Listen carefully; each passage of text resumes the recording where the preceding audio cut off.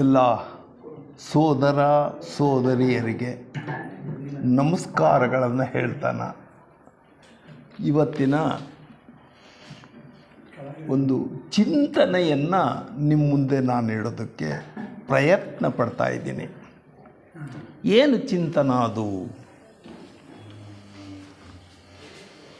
ಮನುಷ್ಯ ಅನುಭವಿಸಲೇಬೇಕಾಗಿರುವಂತಹ ಎರಡು ಸಂಗತಿಗಳಿದೆ. ಒಂದು ಹುಟ್ಟು, ಇನ್ನೊಂದು ಸಾವು. ಇವುಗಳಿಂದ ಮನುಷ್ಯ ತಪ್ಪಿಸ್ಕೊಳ್ಳೋಕ್ಕೆ ಸಾಧ್ಯನೇ ಇಲ್ಲ. ಹೌದು, ಹುಟ್ಟು ಬಂದಾಗ ಖುಷಿ ಪಡ್ತೀವಿ,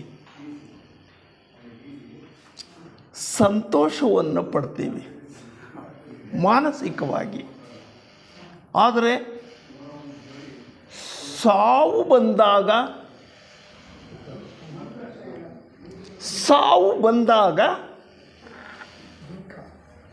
ಭಯಂಕರವಾದ ದುಃಖವನ್ನು ಅನುಭವಿಸ್ತೀವಿ.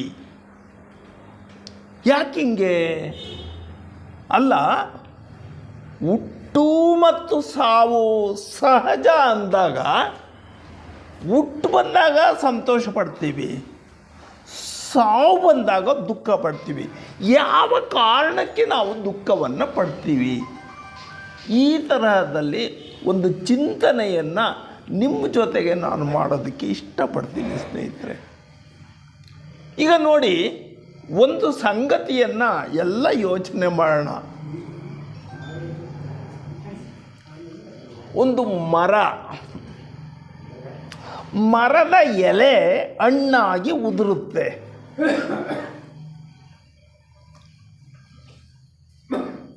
ಜೀವ ಇದ್ದ ಎಲೆ ಹಣ್ಣಾಗಿ ಉದುರುತ್ತೆ. ಉದುರಿದಾಗ ಏನಾಗುತ್ತೆ? ಮಣ್ಣಾಗುತ್ತದೆ. ಮತ್ತು ಆ ಮಣ್ಣು ಆ ಮರದ ಬೇರಿಗೆ ಗೊಬ್ಬರವಾಗ್ತದೆ. ಆಗ ಮರದಲ್ಲಿ ಮತ್ತೊಂದು ಎಲೆ ಚಿಗುರುತ್ತೆ. ಸ್ನೇಹಿತರೆ, ಒಂದು ಸ್ವಲ್ಪ ಯೋಚನೆ ಮಾಡೋಣ. ಮರದಿಂದ ಯಾವಾಗ ಎಲೆ ಕಳಿಸ್ಕೊಳ್ತದೋ ಅದನ್ನು ಮರಣ ಅಂತ ನಾವೇನಾದರೂ ನಿರ್ಧಾರ ಮಾಡಿದರೆ, ಮುಂದೆ ಅದು ಜೀವನ ಮಾಡೋಕ್ಕಾಗೋದಿಲ್ಲ ಅಂತ ನಿರ್ಧಾರ ಮಾಡಿದರೆ ಅದು ತಪ್ಪು ಅಂತ ನಮಗೆ ಇದರಿಂದ ಗೊತ್ತಾಗ್ತದೆ. ಯಾಕೆ ಅಂತ ಹೇಳಿದರೆ, ಹಣ್ಣಾದ ಎಲೆ ಉದುರಿತು, ಗೊಬ್ಬರ ಆಯಿತು, ಬೇರಿಗೆ ತಗಲ್ತು, ಮತ್ತೊಮ್ಮೆ ಚಿಗುರ್ತು. ಅಂದರೆ ಎಲೆಯ ಮರಣ ನಿಜವಾದ ಮರಣವೇ? ಸಾಧ್ಯವೇ ಇಲ್ಲ. ಈ ಮನೋಭಾವನೆ ಮನುಷ್ಯನಿಗೆ ಬಂದಾಗ ಮರಣದ ಬಗ್ಗೆ ಎಂದೂ ದುಃಖ ಮಾಡೋದಕ್ಕೆ ಸಾಧ್ಯನೇ ಇಲ್ಲ ಅಂತ. ಅಂದರೆ ಮರಣ ಅಂತಂದರೆ ಅಂತ್ಯನ, ಕೊನೆನಾ? ಇಲ್ಲ. ಅಥವಾ ಅದು ಮತ್ತೊಂದು ರೂಪದ ಘಟನೆಯೇ? ಇವನ್ನೆಲ್ಲ ನಾವು ಸ್ವಲ್ಪ ಚಿಂತನೆಯನ್ನು ಮಾಡೋಣ. ಈಗ ಮರಣ ಅನ್ನೋದನ್ನು ಅನೇಕ ಪದಗಳಿಂದ ವರ್ಣನೆಯನ್ನು ಮಾಡ್ತೀವಿ ನಾವು. ಮರಣಕ್ಕೆ ಸತ್ತೋದ ಅಂತ ಹೇಳ್ತೀವಿ, ತೀರ್ಕೊಂಡ ಅಂತ ಹೇಳ್ತೀವಿ, ಹಸು ನೀಗಿದ, ಯಾತ್ರೆ ಮುಗಿಸಿದ ಅಂತ ಹೇಳ್ತೀವಿ, ನೆಗೆದು ಬಿದ್ದ ಅಂತಲೂ ಹೇಳ್ತೀವಿ, ಅನ್ನ ನೀರಿನ ಋಣ ಮುಗೀತು ಅಂತ ಹೇಳ್ತೀವಿ. ಸಾವಿಗೆ ಅಷ್ಟು ಪದಗಳನ್ನು ಹೇಳ್ತೀವಿ ಸ್ನೇಹಿತರೆ. ಅದ್ರ ಜೊತೆಗೆ ಇನ್ನೊಂದು ಪದವನ್ನು ನಾವು ಉಪಯೋಗಿಸ್ತೀವಿ. ಏನದು ಪದ ಸಾವಿಗೆ ಅಂದರೆ? ಕಾಲವಾದನು ಅಂತ ಹೇಳ್ತೀವಿ. ಈ ಎಲ್ಲ ಪದಗಳಿಗಿಂತ ಹೆಚ್ಚಾಗಿ ಕಾಲವಾದನು ಅನ್ನೋ ಏನು ಸಾವಿಗೆ ಒಂದು ಪದ ಇದೆಯೋ ಅದು ಹೆಚ್ಚು ಮೌಲ್ಯವನ್ನು ಹೊಂದಿರ್ತದೆ ಅಂತ. ಈಗ ನೋಡಿ, ಕಾಲ ಮತ್ತು ಸಮಯ ಅಂತ ಏನಿದೆಯೋ ಅವೆರಡೂ ಬೇರೆ ಬೇರೆ ಆದರೂ ಕೂಡ ಸಮಯಕ್ಕೆ ಅಂತ್ಯ ಇದೆ. 9 ಗಂಟೆ ಅಂತ್ಯ, 10 ಗಂಟೆ ಸಮಯ, 10 ಗಂಟೆ ಅಂತ್ಯ. ಆದರೆ ಕಾಲ ಅನ್ನೋದಕ್ಕೆ ಮಾತ್ರನ ಆ ತರಹದಲ್ಲಿ ನಿಗದಿತ ಇಲ್ಲ, ಬೆಳಿತಾನೇ ಹೋಗುತ್ತೆ. ಕಾಲವಾದನು ಅಂದರೆ ಮನುಷ್ಯ ಅಂತ್ಯ ಆದ ಅಂತ ಅಲ್ಲ, ಆ ಮನುಷ್ಯ ಬೆಳಿತಾನೇ ಹೋಗ್ತಾನೆ ಅನ್ನೋ ಅರ್ಥವನ್ನು ಕೊಡುತ್ತೆ. ಅಂದರೆ ಏನಾಯಿತು, ಮರಣ ಅನ್ನೋದು ಅಂತ್ಯವಲ್ಲ, ಅದು ಮುಂದುವರಿಕೆ ಅನ್ನೋ ಅರ್ಥವನ್ನು ಕೊಡ್ತದೆ. ಈ ಥರದಲ್ಲಿ ಯೋಚನೆ ಮಾಡೋಣ. ಹಾಗಾದರೆ ಇವಾಗ ನಾವು ಹೌದಪ್ಪ, ಮರಣ ಅಂದರೆ ಅದು ಯಾಕೆ ಅಷ್ಟೊಂದು ಭಯ ನಮಗೆ? ನಾವು ಎಷ್ಟೇ ಹೇಳಿದರೂ ಕೂಡ ನಮ್ಮ ಕುಟುಂಬದಲ್ಲಿ ಯಾರಿಗಾದರೂ ಒಂದು ಮರಣ ಬಂತು ಅಂದ್ರೆ ಸಾಕು, ನಿಜವಾಗಲೂ ಕೂಡ ದುಃಖವನ್ನು ಪಟ್ಟೇ ಪಡ್ತೀವಿ. ಇದು ಅವನು ದುಃಖ ಪಡಲಿಲ್ಲ, ಇವನು ದುಃಖ ಪಡಲಿಲ್ಲ ಅಂತಿಲ್ಲ. ಆದ್ದರಿಂದ ಮರಣ ದುಃಖವನ್ನು ಬರ್ತದೆ. ಯಾಕೆ ಅಷ್ಟೊಂದು ದುಃಖ ನಮಗೆ? ಹುಟ್ಟು ಅಂದಾಗ ಖುಷಿ ಪಡ್ತೀವಿ, ಅದೇ ಮರಣ ಅಂದಾಗ ದುಃಖವನ್ನು ಪಡ್ತೀವಿ. ಏನು ಅದು ಅಂತ ಹೇಳಿದ್ರೆ, ಇದಕ್ಕೆ ಕಾರಣ ಒಂದನ್ನು ಹೇಳ್ತಾರೆ. ಯಾಕೆ ಹುಟ್ಟಿನ ಬಗ್ಗೆ ದುಃಖ ಇಲ್ಲ, ಮರಣದ ಬಗ್ಗೆ ದುಃಖ ಇದೆ? ಯಾಕೆ ಅಂತ ಹೇಳಿದರೆ, ಮನುಷ್ಯನಿಗೆ ಹುಟ್ಟಿನ ಅನುಭವ ಆಗಿರುತ್ತದೆ. ಅಂದರೆ ತಾಯಿ ತನ್ನ ಮಗುವನ್ನು ಎತ್ತಾಗ ಅದರ ಅನುಭವ ಅವಳಿಗೆ ಆಗಿರ್ತದೆ. ಹುಟ್ಟಿನ ಅನುಭವ ಮನುಷ್ಯನಿಗಾಗಿರ್ತದೆ. ಆದರೆ ಮರಣದ ಅನುಭವ ಯಾರಿಗಾದರೂ ಆಗಿದೆಯಾ? ಅದಕ್ಕೆ ಈ ಕಾರಣಕ್ಕೆ ಯಾಕೆ ನಮ್ಗೆ ಅನುಭವ ಯಾವುದಾಗಿಲ್ವೋ, ಅನುಭವ ಇಲ್ಲದೆ ಇರೋದಕ್ಕೆ ನಾವು ಭಯ ಪಡ್ತೀವಿ ಸ್ನೇಹಿತರೆ. ಸ್ವಲ್ಪ ಯೋಚನೆ ಮಾಡಿ. ಭಾರತದಲ್ಲಿ ನಾನಿದ್ದೀನಪ್ಪ, ಭಯ ಇಲ್ಲ, ಯಾಕೆಂದರೆ ನನಗೆ ಅನುಭವ ಇದೆ ಭಾರತದ್ದು. ಅದೇನೇ ನಾನು ಎಲ್ಲೋ ಹೋಗ್ಬಿಟ್ಟೆ, ಯಾವುದೋ ದೇಶದಲ್ಲಿ ಹೋದ ಅಂದರೆ ಅದು ನಿಜವಾಗ್ಲೂ ಕೂಡ ಭಯವನ್ನು ಯಾಕೆಂದರೆ ಅಲ್ಲಿಯ ವಾತಾವರಣ ನಮಗೆ ಗೊತ್ತಿರೋದಿಲ್ವಲ್ಲ, ಅದನ್ನು ಭಯವನ್ನು ತರುತ್ತದೆ. ಅಂದರೆ ಮರಣದ ಭಯ ಯಾಕೆ ಅಂದರೆ ಅದರ ಅನುಭವ ನಮಗಿಲ್ಲ ಅಂತ. DVG ಒಂದಲೇ ಅಲ್ಲ ಕಂಡ್ರು, ಮರಣ ಅಂದರೆ ಅದು ಯಾಕಲ್ಲೇ ಅಷ್ಟು ಭಯ ಪಡ್ತೀರಾ? DVG ಒಂದು ಕಡೆ ಹೇಳ್ತಾರೆ, ಅಲ್ಲಪ್ಪ ಮರಣದಿಂದ ಏನಾಗುತ್ತೋ, ಯಾರು ಮರಣ ಹೊಂದಿ ವಾಪಸ್ ಬಂದು ನಿನಗೆ ಮರಣ ಹಿಂಗಿದೆ ಅಂತ ಯಾರಾದರೂ ಹೇಳಿದಾರೇನೋ? ಯಾಕೆ ಅದನ್ನು ಕಟ್ಕೊಂಡು ಅಷ್ಟು ದುಃಖ ಪಡ್ತೀಯ? ಇದು DVG ಅವರು ಹೇಳುವ ಒಂದು ಸಂಗತಿ ಸ್ನೇಹಿತರೆ. ಅವರು ಹೇಳ್ತಾರೆ, ಮರಣದ ಮುಂದೇನು ಪ್ರೇತವೋ ಭೂತವೋ ಪರಲೋಕವೋ ಪುನರ್ಜನ್ಮವೋ ಅದೇನೋ, ತಿರುಗಿ ಬಂದವರಿಲ್ಲ, ವರದಿ ತಂದವರಿಲ್ಲ. ಆದ್ದರಿಂದ ಆ ಮರಣದ ಬಗ್ಗೆ ಯಾಕಪ್ಪ ಅಷ್ಟು ಚಿಂತೆ ಮಾಡ್ತೀಯ? ಈ ಲೋಕದ ಬದುಕನ್ನು ನೋಡ್ಕೋ ಸಾಕು ಅಂತ ಹೇಳ್ತಾರೆ DVG ಅವರು. ಇವಾಗ ಹೌದಪ್ಪ, ಏನೇ ಆಗಲಿ ನಮಗೆ ಭಯ ಆಗೇ ಆಗ್ತದೆ. ಈಗ ಮರಣ ಉಂಟಾಗೋದಕ್ಕೆ ಏನು ಕಾರಣ ಇದೆ? ಅದಕ್ಕೆ ಭಾರತೀಯ ದಾರ್ಶನಿಕರು ಹೇಳ್ತಾರೆ.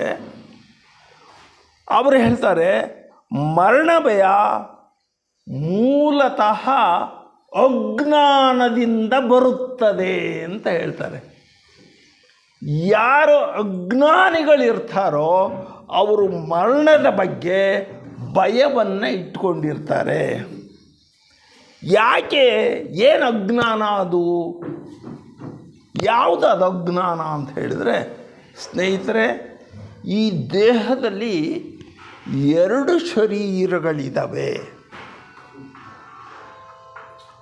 ಒಂದು ಸ್ಥೂಲ ಶರೀರ ಗೋಚರವಾಗ್ತದೆ.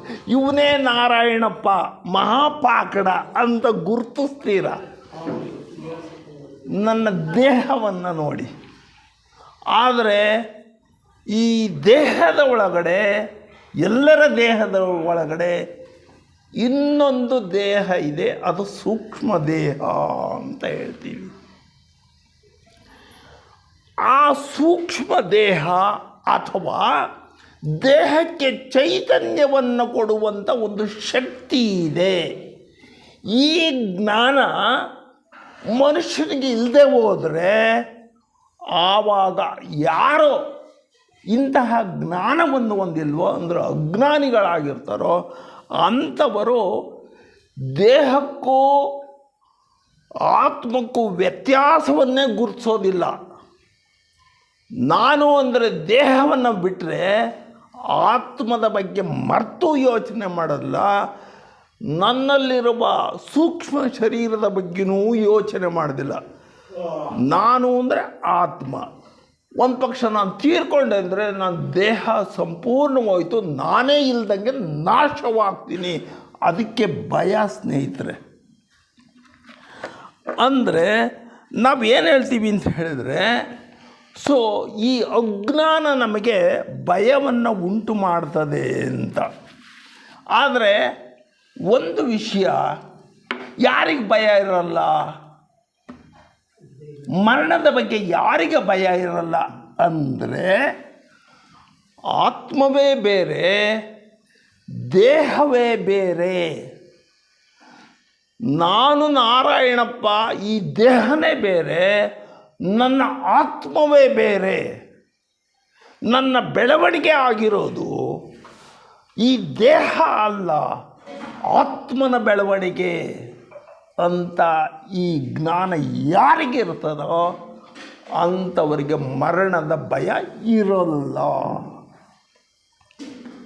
ಸೊ ಯಾಕೆ ಅಂತ ಹೇಳಿದರೆ ಸ್ನೇಹಿತರೆ, ಇನ್ನೂ ಒಂದು ನಾವು ವಿವೇಚನೆಯನ್ನು ಮಾಡಬೇಕು. ದೇಹದೊಳಗಡೆ ಸೂಕ್ಷ್ಮ ಶರೀರ ಅಂತ ಹೇಳಿದ್ನಲ್ಲ, ಚೈತನ್ಯ ಅಂತ ಹೇಳಿದ್ನಲ್ಲ, ಅದ್ರ ಜೊತೆಗೆ ಇನ್ನೂ ಕೆಲವು ಮೂಲ ವಸ್ತುಗಳಿದ್ದಾವೆ. ಅಂಥದ್ರಲ್ಲಿ ಶಕ್ತಿಗಳು ಅಂತ ಹೇಳ್ತೀನಿ. ಒಂದು ಮನಸ್ಸಿನ ಶಕ್ತಿ ಅಂತ ಒಂದಿದೆ, ಬುದ್ಧಿಶಕ್ತಿ ಅಂತ ಒಂದಿದೆ. ಆದರೆ ಅದೇ ರೀತಿಯಲ್ಲಿ ಮನಸ್ಸು ಮತ್ತೊಂದು ರೀತಿಯ ಶಕ್ತಿಯನ್ನು ಪ್ರಕಟಿಸುತ್ತದೆ. ಅದಕ್ಕೆ ನಾವು ಅಹಂಕಾರ ಅಂತ ಹೇಳ್ತೀವಿ. ಮನಸ್ಸು ಆ ಅಹಂಕಾರವನ್ನು ಜೀವನ ಪೂರ್ತಿ ವ್ಯಕ್ತಪಡಿಸುತ್ತೆ. ನಾನು ನಾರಾಯಣಪ್ಪ, ಇದು ನನ್ನ ಮನೆ, ಇವರು ನನ್ನವರು, ಇದು ನನ್ನದು, ನನ್ನದನ್ನು ಕಿತ್ಕೊಳ್ಳೋದಕ್ಕೆ ಯಾರಿಗೂ ಅವಕಾಶವನ್ನು ಕೊಡೋದಿಲ್ಲ ಅಂತ ಹೇಳುವ ಒಂದು ಸಂಗತಿ ಇದೆಯಲ್ಲ ಸ್ನೇಹಿತರೆ, ಅದನ್ನು ನಾವು ಅಹಂಕಾರ ಅಂತ ಹೇಳ್ತೀವಿ. ಎಂದೂ ಬಿಟ್ಕೊಡೋದಕ್ಕೆ ತಯಾರಾಗಿರೋದಿಲ್ಲ. ಯಾರೇ ಬರಲಿ, ಏನೇ ಕೊಡಲಿ, ನಾನು ನನ್ನದನ್ನು ಬಿಟ್ಕೊಡೋದಕ್ಕೆ ತಯಾರಾಗಿಲ್ಲ ಅಂತ. ಒಂದು ಪಕ್ಷ ಅದನ್ನು ಕಿತ್ಕೊಳ್ಳೋಕೆ ಬಂದಾಗ ಮಾತ್ರ ನನಗೆ ಭಯ ಆಗುತ್ತೆ, ದುಃಖ ಪಡ್ತೀನಿ. ಮರಣ ಬರೋದು ನನ್ನ ಅಹಂಕಾರವೇ ಇಲ್ದಂಗೆ ಆಗಿಬಿಡ್ತೀನಿ ಅನ್ನೋ ಭಯಕ್ಕೆ ನಾವು ದುಃಖವನ್ನು ಪಡ್ತೀವಿ. ಸ್ವಲ್ಪ ಚಿಂತನೆಯನ್ನು ಮಾಡ್ತಾ ಹೋಗೋಣ. ಎಸ್, ಆದರೆ ನೋಡಿ, ಒಂದು ಸಂಗತಿ ನಮ್ಮ ಪ್ರಾಚೀನ ಸಾಹಿತ್ಯದಲ್ಲಿ ಏನು ಮಾಡಿದ್ದಾರೆ ಅಂತ ಹೇಳಿದ್ರೆ, ಮರಣದ ಬಗ್ಗೆ ಒಂದು ಕಥೆಯನ್ನು ಹೇಳ್ತಾ ಹೋಗ್ತಾರೆ.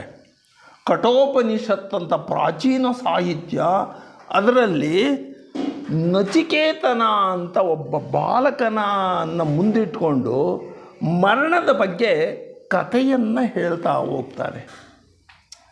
ನಚಿಕೇತನ ತಂದೆ ಗೋವುಗಳನ್ನೆಲ್ಲ ದಾನ ಮಾಡ್ತಾ ಇರ್ತಾನೆ. ಕಥೆಯಲ್ಲಿ ಬರೋದು ಅವನು ಹಸುಗಳನ್ನು ದಾನ ಮಾಡಬೇಕಾದ್ರೆ ತುಂಬ ಮುದಿಯಾಗಿರೋ ಅಂಥ ಹಸುಗಳನ್ನೆಲ್ಲ ದಾನ ಮಾಡ್ತಾ ಇರ್ತಾನೆ. ಅದೇನೋ ಅದು ಪುಣ್ಯ ಬರ್ತದೆ ಅಂತ. ಅವನ ನಚಿಕೇತ ಕೇಳ್ತಾನೆ, ಅಪ್ಪಾಜಿ ನೀನು ಯಾಕಪ್ಪಾಜಿ ಈ ಮುದಿಯ ಹಸುಗಳನ್ನೆಲ್ಲ ಕೊಡ್ತೀಯ ನೀನು? ಒಳ್ಳೆ ಹಸು ಕೊಡೋ ಅಪ್ಪಾಜಿ ಅಂತ ಹೇಳ್ತಾನೆ. ಬಾಲಕ ಅವನು ರಾಜ, ಅವನು ನಚಿಕೇತನ ತಂದೆ ಯಾವ ಮೂಡ್ನಲ್ಲಿದ್ದ ಅವನು, ನಿನಗೇನು ಗೊತ್ತಾಗಲ್ಲ ಸುಮ್ಮ ಕೂತ್ಕೊಳ್ಳ ಅಂತ ಹೇಳ್ತಾನೆ ಕತೆ. ಆದರೂ ನಚಿಕೇತ ಏನು ಹೇಳ್ತಾನೆ, ಅಪ್ಪಾಜಿ ಹಂಗಾದ್ರೆ ನನ್ನನ್ನು ಯಾರಿಗೆ ದಾನ ಕೊಡ್ತೀಯ ಅಪ್ಪಾಜಿ? ಅವನು ಯಾವ ಮೂಡ್ನಲ್ಲಿದ್ದೋ ನಿನಗೆ ಯಾವಾಗ ದಾನ ಕೊಟ್ಟಿದ್ದೀನಿ ಹೋಗು. ಕತೆ ಸ್ನೇಹಿತರೆ, ಅವನು ಹೌದು ನಾನು ದಾನವನ್ನು ನಾನು ಕೊಟ್ಟಿರ್ಬೇಕಾದ್ರೆ ನನಗಿಲ್ಲೇನೂ ಕೆಲಸ ಇಲ್ಲ. ದಾನ ಯಾರಿಗೆ ಸೇರಬೇಕು? ಯಮನಿಗೆ ಸೇರಬೇಕು. ನಾನು ಯಾರಿಗೆ ಸೇರಬೇಕು? ನಾನು ಯಮನಿಗೆ ಸೇರಬೇಕು ಅಂತ. ಸೊ ಯಮನ ಹತ್ರ ಹೋಗೋರು ನೋಡಿ ಹೆಂಗಿದೆ ಕತೆ. ಯಮನ ಹತ್ರ ಹೋಗೋರು ದೇಹವನ್ನು ಹೊತ್ಕೊಂಡು ಹೋಗೋದಕ್ಕೆ ಸಾಧ್ಯವೇ ಇಲ್ಲ. ಕತೆ ಹೆಂಗೆ ಎಣೆದಿದ್ದಾರೆ ಪ್ರಾಚೀನ ಸಾಹಿತ್ಯದಲ್ಲಿ. ಆದರೂ ಕೂಡ ಅವನು ಮಾನಸಿಕ ಅವನು ಯಮನ ಹತ್ರ ಹೋಗ್ತಾನೆ. ಆವಾಗ ಯಮ ಅವನೆಲ್ಲ ಹೋಗಿರ್ತಾನೆ. 3 ದಿವಸ ಆದ್ರ ಮೇಲೆ ಬರ್ತಾನಂತೆ ಯಮ. ಅದಕ್ಕೆ ಅವನು ಯಮನ್ ಕೇಳ್ತಾನೆ, ಯಾರಪ್ಪ ನೀನು, ಏನು ಹಿಂಗೆ ಬಂದುಬಿಟ್ಟಿದೆಯಲ್ಲ ಅಂತ ಕತೆ. ಅದಕ್ಕೆ ನಮ್ಮಪ್ಪ ನಿಮಗೆ ದಾನ ಮಾಡಿದ್ದಾನೆ, ಅದಕ್ಕೆ ನಿಮ್ಮ ಕಡೆ ಬಂದಿದ್ದೀನಿ. ಅಯ್ಯೋ ಮಾರಾಯ ನೀನು ಯಾಕಪ್ಪ ಬಂದೆ? ಇಲ್ಲ ನಮ್ಮಪ್ಪ ಹೇಳ್ಬಿಟ್ಟಿದ್ದಾನೆ, ದಾನ ನಿಮಗೆ ಕೊಟ್ಟಿದ್ದೀನಿ ಅಂತ ಬಂದಿದ್ದೀನಿ ಅಂತ. ನೋಡಿ ಇಲ್ಲೇನಾಗ್ತದೆ, ಯಮಲೋಕದ ನಿಯಮ ಒಂದಿರ್ತದೆ. ಯಮಲೋಕಕ್ಕೆ ಹೋಗ್ಬೇಕಾದ್ರೆ ಮರಣ ಆದಾಗಲೇ ಹೋಗಬೇಕು, ಮುಂಚೆ ಹೋಗೋದಕ್ಕೆ ಸಾಧ್ಯವೇ ಇಲ್ಲ. ನೋಡಿ ನನಗೆ ಭಾಳ ಆಶ್ಚರ್ಯ ಆಯಿತು. ಈ ಕಠೋಪನಿಷತ್ನಲ್ಲಿ ಆ ಥರ ಒಂದು ಕಥೆಯನ್ನು ಎಣೆದಿದ್ದಾರಲ್ಲ. ಆಮೇಲೆ ಸರಿ ಹೌದಪ್ಪ ಬಂದಿದೆಯಾ ಬಾ ನೀನು ಅಂದರೆ, ಒಂದು ಯಮನ ಅವನು ಧರ್ಮರಾಜ ಅಂತ, ಯಮ ಧರ್ಮ ಅಂತ ಹೇಳ್ತಾರೆ ಅವನು. ಸೊ ಅತಿಥಿಗಳನ್ನು ಸ್ವಾಗತಿಸೋದು, ಅವರನ್ನು ಉಪಚಾರ ಮಾಡೋದು ಅದು ಅವನ ಕರ್ತವ್ಯ. ಯಮ ಧರ್ಮ ಹೇಳ್ತಾನೆ, ಆಯ್ತಪ್ಪ ಬಂದುಬಿಟ್ಟಿದ್ಯಾ, ಮರಣ ಇಲ್ಲದೆ ಬಂದಿರೋ ನೀನು ಒಬ್ಬನೇ ಕಣೋ ಅಂತ ಹೇಳ್ತಾನೆ. ಆಮೇಲೆ ಏನಾಗ್ತದೆ ಅಂತ ಹೇಳಿದ್ರೆ, ಹೌದು ಅಲ್ಲ ನೀವು ಮರಣ ಹೊಂದಿದ ಮೇಲೆ ಬರಬೇಕು ಅಂತಿರಲ್ಲ, ಹಂಗಂದ್ರೆ ಏನು ರೀ ಸರ್? ಬಾಲಕ ಕೇಳ್ತಾನೆ. ಬಾಲಕನ ಪ್ರಶ್ನೆ, ಮರಣ ಅಂದ್ರೆ ಏನು ಅಂತ ಕೇಳ್ತಾನೆ. ಸೊ ಮರಣದ ರಹಸ್ಯ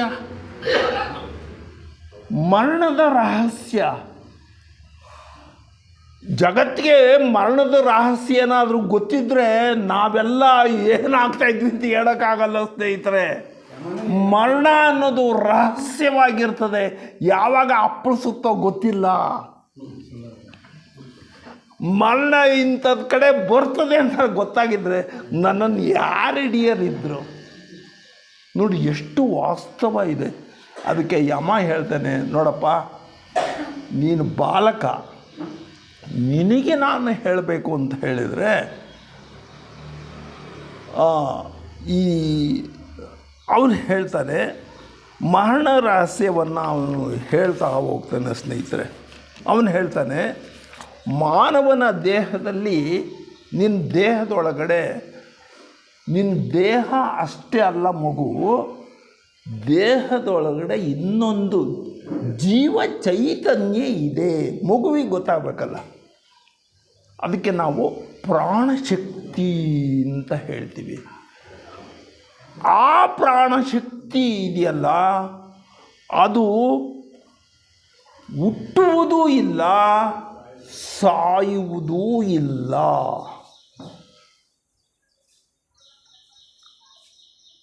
ಅದೊಂದು ಮಾತ್ರ, ಆತ್ಮಕ್ಕೆ ಹುಟ್ಟು ಇಲ್ಲ, ಸಾವು ಇಲ್ಲ. ಅಂದರೆ ನಿನ್ನ ಒಳಗಡೆ, ದೇಹದ ಒಳಗಡೆ ಏನೋ ಆತ್ಮ ಇದೆಯೋ ಅದಕ್ಕೆ ಹುಟ್ಟು ಇಲ್ಲ, ಸಾವು ಇಲ್ಲ. ಅಂದರೆ ಈಗ ಮರಣ ಅಂತಂತ ಹೇಳಿದ್ರಲ್ಲ, ಹಂಗಂದ್ರೇನು? ನಿನ್ನ ಆ ಆತ್ಮ, ನಿನ್ನ ಒಳಗಡೆ ಇರುವ ಆತ್ಮ ದೇಹವನ್ನು ಇಷ್ಟಪಡಲಿಲ್ಲ ಅಂದರೆ ಆ ಬಾಲಕನಿಗೆ ಹೇಳಿ, ನೋಡಪ್ಪ, ನೀನು ಈಗ ಬಟ್ಟೆ ಹಾಕ್ಕೊಂಡಿದೀಯಪ್ಪ. ಬಾಲಕನಿಗೆ ಹೇಳ್ತಾನೆ, ಇದು ತುಂಬ ಅರ್ಧೋಯ್ತು, ಏನು ಮಾಡ್ತೀಯ? ಅವನು ಹೇಳ್ತಾನೆ, ಇದನ್ನು ಬಿಡ್ತೀನಿ, ಇನ್ನೊಂದು ವಾಸ್ತು ಹೊಲಿಸ್ಕೊಂತೀನಿ. ಹೌದಲ್ಲ? ಹಾಗೇನೇ ಆತ್ಮಕ್ಕೆ ಈ ಶರೀರ ನಾನು ವಾಸ ಮಾಡಲು ಅಯೋಗ್ಯವಾಗಿದೆ, ಅನಾರೋಗ್ಯವಾಗಿದೆ, ಚಟುವಟಿಕೆಗಳನ್ನು ಮಾಡಲು ಸಾಧ್ಯವಿಲ್ಲ ಅಂದಾಗ ಆತ್ಮ ಈ ದೇಹವನ್ನು ಕಳಚುತ್ತೆ, ತಾನು ಮಾತ್ರ ಕಳ್ಸ್ಕೊಳ್ಳೋದಿಲ್ಲ. ಅದು ಮುಂದುವರಿಯುತ್ತಾ ಇದೆ. ಆದ್ದರಿಂದ ನಿನ್ನ ದೇಹ ಹೋಗಿದೆಯೇ ಹೊರತು ನಿನ್ನೊಳಗಡೆಯಿರುವ ಆತ್ಮ ಚೈತನ್ಯ ಅದು ಹುಟ್ಟುವುದೂ ಇಲ್ಲ, ಸಾಯುವುದೂ ಇಲ್ಲ. ದೇಹವನ್ನು ಕೊಲ್ಲಲ್ಪಟ್ಟರೂ ಕೂಡ ಆತ್ಮವು ಕೊಲ್ಲಲ್ಪಡುವುದಿಲ್ಲ. ಅದಕ್ಕೆ ನ್ಯಾಯಾಲಯಗಳು ಶಿಕ್ಷೆ ಕೊಡೋದಾದರೆ ಸ್ನೇಹಿತರೆ ದೇಹಕ್ಕೆ ಕೊಡ್ತವೆ. ಸ್ನೇಹಿತರೆ, ದೇಹಕ್ಕೆ ಕೊಡ್ತವೆ. ಆದರೆ ಅದು ಬೇರೆ ವಿಷಯ, ಗೊತ್ತಾಯ್ತಾ? ಅದು ಬೇರೆ ಒಂದು ಇದಾಗ್ತದೆ. ಸೊ ಈಗ ಆಮೇಲೆ ಆ ಹುಡುಗ ಕೇಳ್ತಾನೆ, ಅಲ್ಲ ನೀವು ಆತ್ಮ ಅಂತ ಹೇಳಿದ್ರಲ್ಲ, ಜೀವಶಕ್ತಿ ಅಂತ ಹೇಳಿದ್ರಲ್ಲ, ಅದು ಎಷ್ಟು ದೊಡ್ಡದಿದೆ? ಬಾಲಕನ ಪ್ರಶ್ನೆ. ನಾನು ದೇಹದ ಒಳಗಡೆ ಇದೆ ಅಂದ್ರಲ್ಲ, ಎಷ್ಟು ದೊಡ್ಡದಿದೆ, ಅಥವಾ ಎಷ್ಟು ಚಿಕ್ಕದಿದೆ ಅಂತ. ಅದಕ್ಕೆ ಯಮ ಹೇಳ್ತಾನೆ, ವಾದ ಯಮ ಹೇಳ್ತಾನೆ, ನೋಡಪ್ಪ, ಆತ್ಮ ಅನ್ನೋದು ಏನಿದೆಯೋ ಅದು ಸೂಕ್ಷ್ಮ ಕಣಕ್ಕಿಂತಲೂ ಸೂಕ್ಷ್ಮವಾದದ್ದು.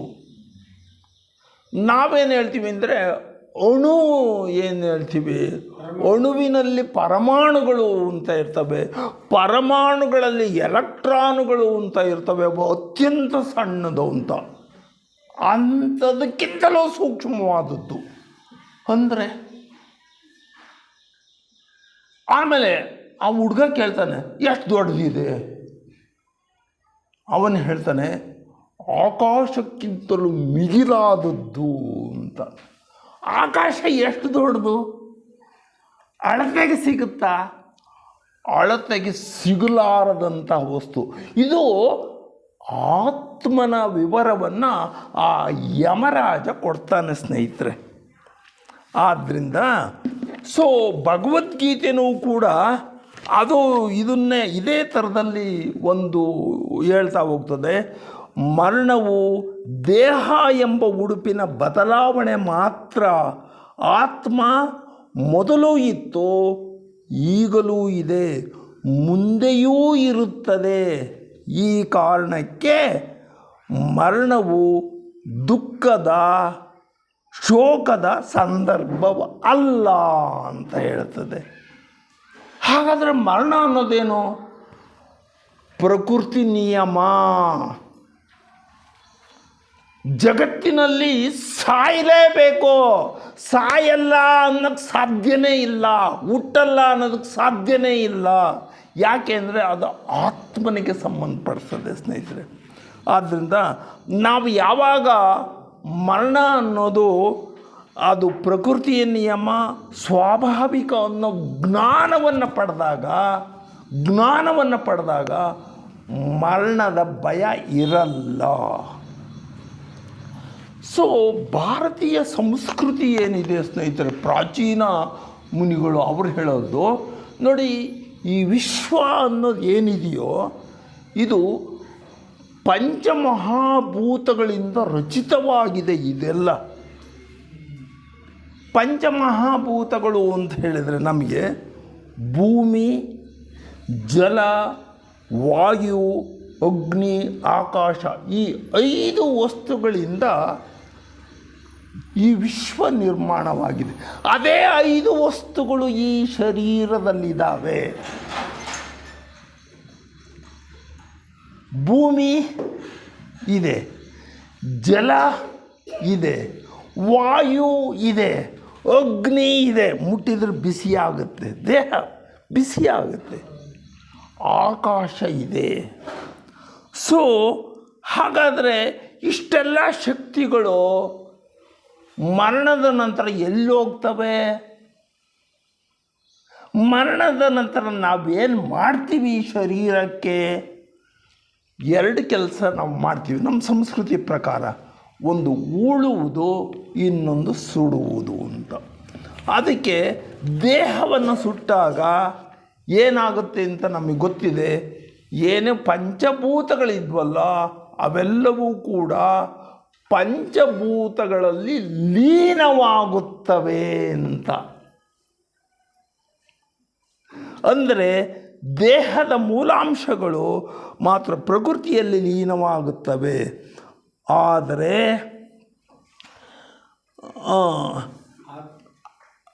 ಲೀನವಾಗುತ್ತವೆ ಅಂತ ಹೇಳಿದ್ರೆ ಅದರ ಅರ್ಥ ಭೂಮಿಗೆ ಸೇರುತ್ತೆ, ಇವು ಮರುಸಂಯೋಜನೆಯನ್ನು ಹೊಂದುತ್ತೆ ಅಂತ ಅರ್ಥ.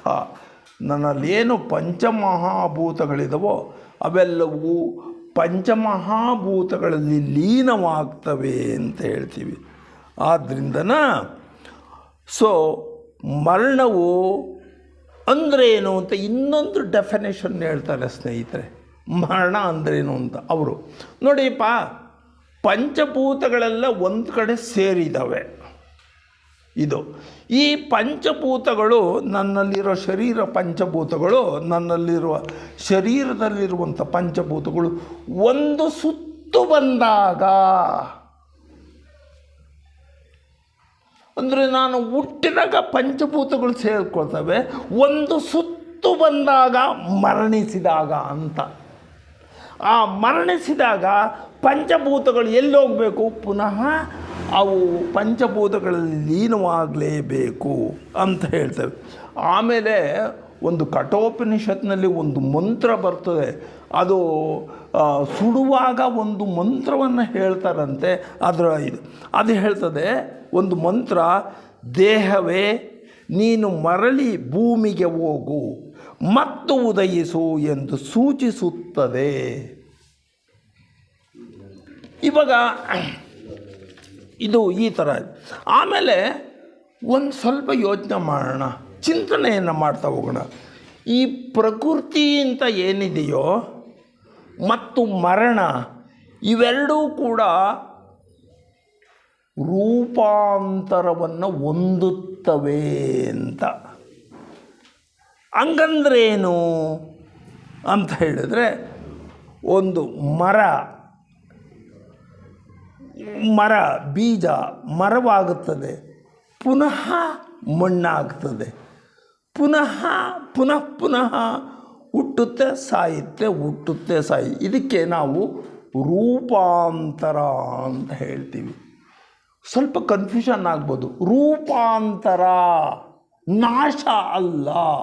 ಅಂದರೆ ನಮಗೆ ಗೊತ್ತಿರೋದು ಐಸ್ ಘನವಸ್ತು ಅಷ್ಟೇ ಬಿಡೋಣ. ಐಸ್ ಇದ್ದಿದ್ದು ರೂಪಾಂತರ ಹೊಂದಿ ದ್ರವ ಆಗುತ್ತೆ, ಕಾಮನ್ ಸೈನ್ಸ್. ರೂಪಾಂತರ ದ್ರವ ಇದ್ದಿದ್ದು ಅನಿಲವಾಗುತ್ತೆ, ಇದಕ್ಕೆ ರೂಪಾಂತರ ಅಂತ ಹೇಳ್ತೀವಿ ಸ್ನೇಹಿತರೆ. ಹಾಗೆ ಈ ಶರೀರವೂ ಕೂಡ ರೂಪಾಂತರವನ್ನು ಹೊಂದುತ್ತದೆ ಅಂತ ನಾವು ಏನಂತೀವಿ ನೋಡಿ, ಸ್ವಲ್ಪ ಯೋಚನೆ ಮಾಡಿ. ಚಿಟ್ಟೆ ಇರ್ತದಲ್ಲ ಸ್ನೇಹಿತರೆ, ಚಿಟ್ಟೆ ಜೀವನ ಚರಿತ್ರೆ ನಾವೆಲ್ಲ ಓದಿದ್ದೀವಿ. ಮೊಟ್ಟೆ ರೂಪಾಂತರ ಹೊಂದುತ್ತದೆ, ಚಿಟ್ಟೆ ಆಗುತ್ತದೆ. ಚಿಟ್ಟೆ ರೂಪಾಂತರ ಹೊಂದಿ ಒಂದು ಕೋಶವನ್ನು ನಿರ್ಮಾಣ ಮಾಡಿಕೊಳ್ಳುತ್ತದೆ, ಕೋಶದಲ್ಲಿ ಸೇರಿಕೊಳ್ಳುತ್ತೆ, ಪುನಃ ರೂಪಾಂತರ ಹೊಂದಿ ಕಂಬಳಿ ಹುಳು ಆಗುತ್ತೆ. ಅದು ಕಂಬಳಿ ಹುಳು ಪುನಃ ಕೋಶವನ್ನು ಕಟ್ಟಿಕೊಂಡು ಪುನಃ ಆ ಥರದಲ್ಲಿ ಮರಣವೂ ಕೂಡ ಅದೇ ರೀತಿಯ ಅನ್ನೋ ಪ್ರಜ್ಞೆ ನಮಗೇನಾದರೂ ಬಂದರೆ ಮರಣದ ಭಯ ಇರಲ್ಲ ಸ್ನೇಹಿತರೆ. ಎಸ್, ಹಾಗಾದರೆ ನೋಡಿ, ಈ ಶರೀರದಲ್ಲಿ ಪಂಚಭೂತಗಳು ಅಷ್ಟೇ ಇಲ್ಲ, ಪಂಚಮಹಾಭೂತಗಳು ಅಷ್ಟೇ ಅಲ್ಲ ಸ್ನೇಹಿತರೆ. ಈ ದೇಹದಲ್ಲಿ ಇನ್ನೂ ಕೂಡ ಏನಿದ್ದಾವೆ ಅಂದರೆ ಕಾರ್ಬನ್ ಇದೆ, ಸಾರಜನಕ ಇದೆ, ಆಮ್ಲಜನಕ ಇದೆ, ಕ್ಯಾಲ್ಶಿಯಂ ಇದೆ, ಐರನ್ ಇದೆ, ಅಯೋಡಿನ್ ಇದೆ. ಈ ತರಹ ಏನು 115 ಮೂಲ ವಸ್ತುಗಳಿದಾವೋ ಅವೆಲ್ಲವೂ ಕೂಡ ಈ ಶರೀರದಲ್ಲಿದ್ದಾವೆ. ಈ ಶರೀರಕ್ಕೆ ಹೆಂಗೆ ಬಂದವು ಅಂತ ಹೇಳಿದರೆ ಇವೆಲ್ಲಿದ್ವು? ಅವು ಸ್ನೇಹಿತರೆ ಒಂದು ವಿಜ್ಞಾನ ಹೇಳುತ್ತೆ,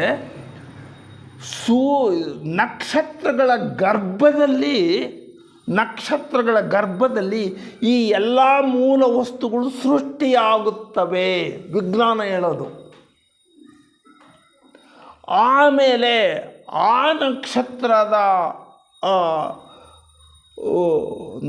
ನಕ್ಷತ್ರದ ಏನು ದ್ರವ್ಯ ಇತ್ತೋ ಅದೆಲ್ಲ ಸಿಡಿದು ಹೊರಗಡೆ ಬಂದಾಗ ಸೌರಮಂಡಲ ನಿರ್ಮಾಣವಾಗುತ್ತದೆ.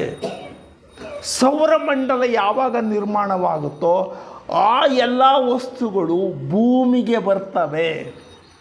ಭೂಮಿಗೆ ಬಂದಂತಹ ಮೂಲ ವಸ್ತುಗಳು ಪ್ರಾಣಿಯ ವಿವಿಧ ರೂಪದ ಶರೀರವನ್ನು ಧರಿಸ್ತವೆ, ನಮ್ಮ ವಿಜ್ಞಾನ ಹೇಳೋದು ಸ್ನೇಹಿತರೆ. ಹಾಗೆ ಯಾವಾಗ ಜೀವಿ ಮರಣಿಸಿದಾಗ ಪುನಃ ಶರೀರದಿಂದ ಮರಳಿ ಬಿಡುಗಡೆ ಹೊಂದುತ್ತವೆ. ಆದ್ದರಿಂದ ಮರಣ ಅನ್ನೋದು ಅಂತ್ಯ ಅಲ್ಲ, ನಾಶ ಅಲ್ಲ, ಅದೊಂದು ಚಕ್ರ ಚಲನೆ ಅಂತ ಹೇಳ್ತೀವಿ ಸ್ನೇಹಿತರೆ. ಆಮೇಲೆ ಆಧುನಿಕ ವಿಜ್ಞಾನ ಏನಿದೆ, ಅದು ಯಾವುದೇ ವಸ್ತು ಶಕ್ತಿ ಅಂತ್ಯವಾಯಿತು, ನಾಶವಾಯಿತು ಅಂತ ಹೇಳೋದೇ ಇಲ್ಲ. ಭೌತಶಾಸ್ತ್ರದಲ್ಲಿ ಒಂದು ಬ್ರ್ಯಾಂಚ್ ಬರ್ತದೆ ಸ್ನೇಹಿತರೆ, ಅದು ಥರ್ಮೋಡೈನಾಮಿಕ್ಸ್ ಅಂತ. ಆ ಥರ್ಮೋಡೈನಾಮಿಕ್ಸ್ ಏನು ಹೇಳುತ್ತೆ ಅಂತ ಹೇಳಿದ್ರೆ, ಯಾವುದೇ ಶಕ್ತಿಯನ್ನು ನಾಶ ಮಾಡಲು ಸಾಧ್ಯವೇ ಇಲ್ಲ, ಆದರೆ ರೂಪಾಂತರವನ್ನು ಮಾಡಬಹುದು. ಹಾಗೆಯೇ ನಮ್ಮ ಏನು ಜೀವಶಕ್ತಿ ಇದೆಯೋ, ಪ್ರಾಣಶಕ್ತಿ ಇದೆಯೋ, ಅದು ನಾಶವಾಗುವುದಿಲ್ಲ, ಮರಣದಿಂದ ನಾಶವಾಗುವುದಿಲ್ಲ, ರೂಪಾಂತರವನ್ನು ಹೊಂದುತ್ತೆ ಅಂತ ಹೇಳ್ತೀವಿ. ಆಮೇಲೆ ಭಾರತೀಯ ಸಂಸ್ಕೃತಿ ಇದನ್ನು ದೂರ ಮಾಡುವ ಒಂದು ಸಂಕಲ್ಪವನ್ನು ಒಂದು ಮಂತ್ರದಲ್ಲಿ ಹೇಳ್ಕೊಡ್ತಾರೆ, ಜಾತಸ್ಯ ಮರಣಂ ಧ್ರುವಂ ಅಂತ. ಹುಟ್ಟಿದವನಿಗೆ ಸಾವು ಖಚಿತ ಅಂತ ಹೇಳುತ್ತೆ ಸ್ನೇಹಿತರೆ. ಸೊ ಇವಿಷ್ಟೆಲ್ಲ ಇದು ಇರ್ತದೆ. ಆದ್ದರಿಂದನ ಅವರು ಏನು ಹೇಳ್ತಾರೆ, ಇಂತಹ ಮರಣದ ಬಗ್ಗೆ ಮಾಸ್ಟ್ರಿ ಒಂದು ಸ್ವಲ್ಪ ನನಗೆ ಹೇಳಬೇಕು. ಏಕೆ ಅಂತ ಹೇಳಿದ್ರೆ ನಾನು ಸ್ವಲ್ಪ ಎಸ್ ಆಯಿತು. ಸೊ ಇಲ್ಲಿ ಏನಾಗಿದೆ ಅಂತ ಹೇಳಿದ್ರೆ, ಮರಣ ಮತ್ತು ಹುಟ್ಟು ಒಂದೇ ಘಟನೆ, ಕೇವಲ ರೂಪಾಂತರ ಅಷ್ಟೇನೆ. ಇವಾಗ ನೋಡಿ, ಹಗಲು ವೇಳೆ ಈಗ ನಮ್ಮ ಪ್ರಕೃತಿ ಏನು ಹೇಳುತ್ತೆ, ಪ್ರಕೃತಿಯಲ್ಲಿ ಹಗಲು ಸೂರ್ಯ ಮುಳುಗ್ತಾನೆ ಅಂದರೆ ಅರ್ಥ ಏನಿದೆ, ಸಂಜೆ ಪ್ರಾರಂಭವಾಗುತ್ತದೆ, ಅದು ಗೊತ್ತಾಗುತ್ತೆ ನಮಗೆಲ್ಲನ. ರಾತ್ರಿ ಮುಗಿಯುತ್ತದೆ ಅಂದರೆ ಬೆಳಗು ಪ್ರಾರಂಭವಾಗುತ್ತದೆ ಅಂತ. ಇದು ಪ್ರಕೃತಿಯ ನಿಯಮ. ಮರಣ ಬಂದಿದೆ ಅಂದರೆ ಇನ್ನೊಮ್ಮೆ ಹುಟ್ಟು ಇದೆ ಅಂತ ಅರ್ಥ ಸ್ನೇಹಿತರೆ. ಮರಣ ಬಂತು ಅಂದರೆ ಇನ್ನೊಮ್ಮೆ ಹುಟ್ಟು ಇದೆ. ಅದಕ್ಕೆ ನಾವು ಕಾಲವಾದನು ಅಂತ ಹೇಳ್ತೀವಿ ಸ್ನೇಹಿತರೆ. ಅದನ್ನು DVG ಅವರು ತುಂಬ ಸೊಗಸಾಗಿ ಹೇಳಿದ್ದಾರೆ. ಅವರು ನೋಡಿ,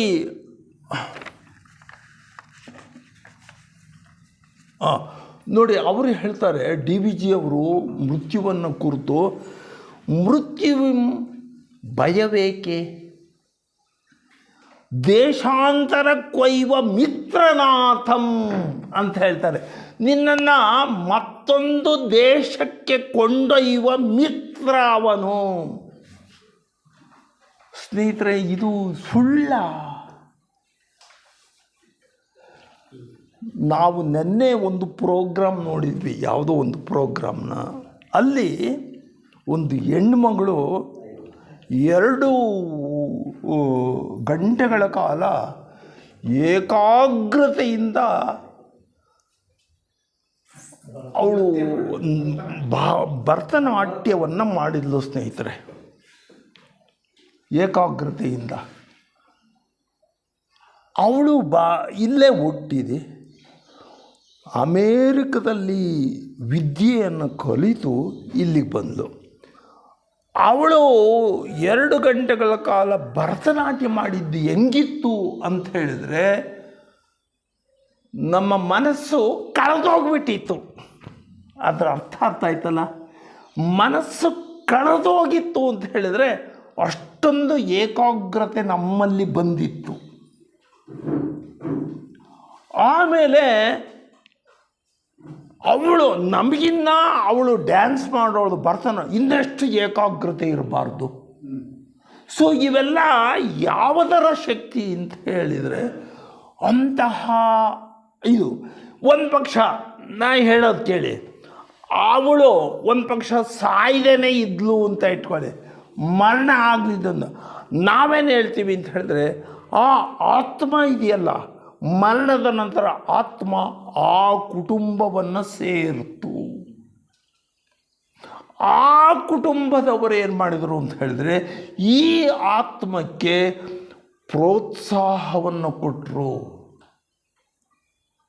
ಪ್ರೋತ್ಸಾಹವನ್ನು ಕೊಟ್ಟಾಗ ಆವಾಗ ಏನಾಗ್ತದೆ ಅಂತ ಹೇಳಿದ್ರೆ, ಅವಳು 12 ವರ್ಷಗಳ ಕಾಲ ಭರತನಾಟ್ಯವನ್ನು ಸಂಕಲ್ಪ ಮಾಡಿಕೊಂಡು ಅಷ್ಟೊಂದು ಆಳವಾದ, ನಾವು ಯೋಗ ಮಾಡಿದರೆ, ತಪಸ್ಸು ಮಾಡಿದರೆ ಒಲಿಯುತ್ತೆ ದೇವರು ಅಂತ ಹೇಳ್ತೀವಲ್ಲ, ಆ ತರಹ ತಪಸ್ಸನ್ನು ಮಾಡಿಬಿಟ್ಟು ಆ ಜ್ಞಾನವನ್ನು ಪಡಿತಾಳೆ. ನಾವು ಅದನ್ನು ಜ್ಞಾನಶಕ್ತಿ ಅಂತ ಹೇಳ್ತೀವಿ ಸ್ನೇಹಿತರೆ. ತಪಸ್ಸು ಮಾಡೋದು ಅಂದರೆ ಅದಕ್ಕೆ ಹೇಳ್ತೀವಿ. ಒಂದು ಪಕ್ಷ ಇಲ್ಲಿ ನನ್ನ ವಿಷಯ ಇಷ್ಟು ಬಂತು, ಅವಳು ಮರಣಿಸ್ದೇನೆ ಒಂದೇ ಕುಟುಂಬದಲ್ಲಿ ಇದ್ದಿದ್ರೆ ಅವಳ ಕಥೆ ಏನಾಗುತ್ತೆ?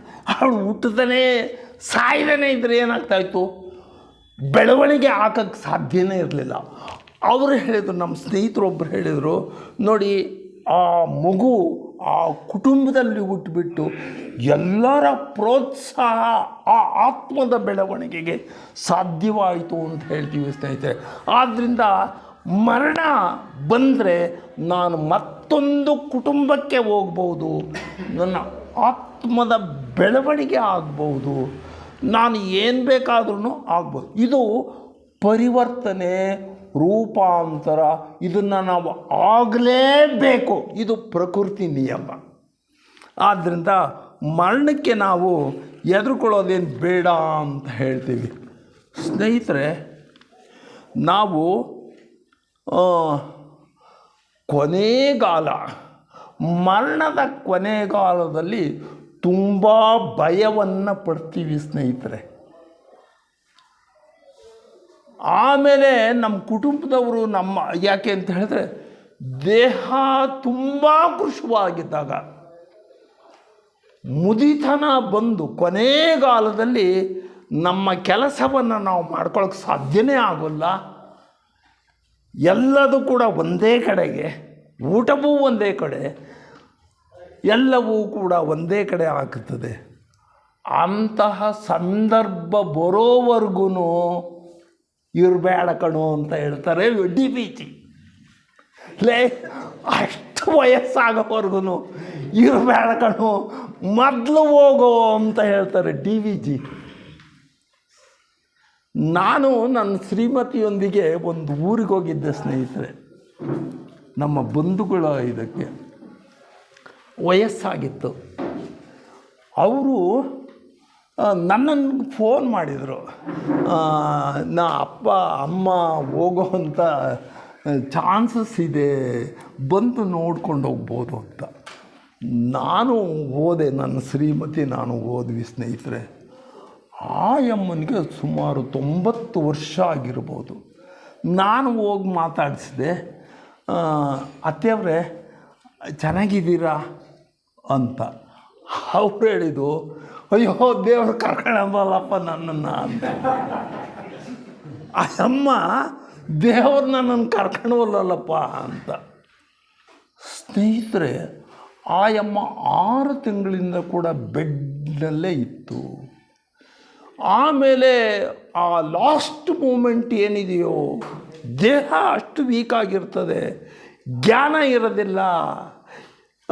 ಈಗ ಅವಳು ನನಗೆ ಆ ಹುಡುಗ ಹೇಳ್ದ, ಆ ಸಂಬಂಧಿಕ, ನೋಡಿ ಮಾಮ, ಈಗ ತಾನೇ ರೀಸಸಿಗೆ ಕರ್ಕೊಂಡೋಗಿ ಬಂದಿದ್ದೀನಿ, ಮತ್ತಿರ್ಗ ಈಗ ಹೇಳ್ತೈತೆ ರೀಸಸಿಗೆ ಕರ್ಕೊಂಡೋಗಲ್ಲೇ ಅಂತ. ಸ್ನೇಹಿತರೆ, ಇದೇನಿದು? ಆಮೇಲೆ ಊಟ ಮಾಡಿ ಕೈ ತಟ್ಟೆ ತೊಳೆದ ಅಲ್ಲಿಟ್ಟಿದೆ. ಅದೇ ಸವಿತಾ, ಊಟ ಕೊಡಲೇ ಇಲ್ವಲ್ಲೇ ನೀನು? ಇದನ್ನು 6 ತಿಂಗಳಿಂದನೂ ಆ ಕುಟುಂಬದವರು ಅನುಭವಿಸಿದ್ದಾರೆ ಸ್ನೇಹಿತರೆ. ತಾಯಿಯನ್ನು ಹಂಗೆ ನೋಡಿಕೊಂಡ್ರು ಅವರು. ಆಮೇಲೆ ನಾನು ಒಂದು ದಿವಸ ಇದ್ದೆ, ಅಲ್ಲೇ ಮಲ್ಕೊಂಡಿದ್ದೆ, ಲಾಸ್ಟ್ ಮೂಮೆಂಟನು ಅಂತ. ರಾತ್ರಿ 12 ಗಂಟೆಗೆ ಎದ್ದೀನಿ. ಆ ಅಮ್ಮನ ಕರ್ಕೊಂಡು ಹೋಗ್ತಾ ಇದ್ದ ಬಚ್ಚಲಿಗೆ. ಆಮೇಲೆ 1 ಗಂಟೆಗೆ ಎದ್ದೆ, ಅವಳು ಅದೇನೋ ತಂದು ಕೊಡ್ತಾಯಿದ್ಲು ಸೊಸೆ. ಆಮೇಲೆ 4 ಗಂಟೆಗೆ ಎದ್ದಿದ್ದೀನಿ, ಆವಾಗ ಅದೇನೋ ಒಂದು ಟೀ ಮಾಡಿಕೊಡೋದು ಏನೋ. ಅವ್ರು ನಿದ್ದೆನೇ ಮಾಡಲಿಲ್ಲ. ಅಂದರೆ ಸಾಯುವ ಸಂಗತಿಗಳು ಎಷ್ಟಿರ್ತದೆ ಅಂತ DVG ಅವರು ಅದನ್ನೇ ಹೇಳ್ತಾರೆ. ಅವ್ರು ಹೇಳ್ತಾರಲ್ಲೇ, ಮರಣ ಅನ್ನೋದು ಮಿತ್ರ ಕಣೋ. ಅದು ಹೇಳ್ತಾರೆ, ಹಂಗಿರಬೇಡಪ್ಪ, ಉದ್ದಕ್ಕೆ ಇರ್ತೀನಿ ಅಂತ ಬಯಸಬೇಡ ಕಣೋ, ಹೋಗ್ತೀಯೋ ಹೋಗೋ. ಅವ್ರು ಹೇಳ್ತಾರೆ, 6 ಕೈ ತುತ್ತಿಗಂ ನಿನ್ನ ಕಾಯಿಸದೆ ವಿಧಿ ಯಾರ ಭುಜಕಂ ನಿನ್ನ ಭಾರವಾಗಿಸದೆ 6 ಸೆಲೆ ಸುಳಿಯುಂ ಅಂಟದ ಓಲಾಗಿಸು ನಿನ್ನ ಪಾರುಗಾಣಿಸೋ ಬೇಡ ಮಂಕುತಿಮ್ಮ ಅಂತ. ಕೊನೆಗೆ ನೀನು ಹಿಂಗೆ ಬೇಡ್ಕಳಪ್ಪ ಅಂತ. ಎಲ್ರಿಗೂ ನಮಸ್ಕಾರ ಹೇಳ್ತಾ ನನ್ನ ಮಾತನ್ನು ಮುಗಿಸ್ತೀನಿ. ನಮಸ್ಕಾರಗಳು. ಧನ್ಯವಾದ ಧನ್ಯವಾದ ಧನ್ಯವಾದ. ಈಗ ನ್ಯಾಯಮೂರ್ತಿಗಳ ಉಪನ್ಯಾಸ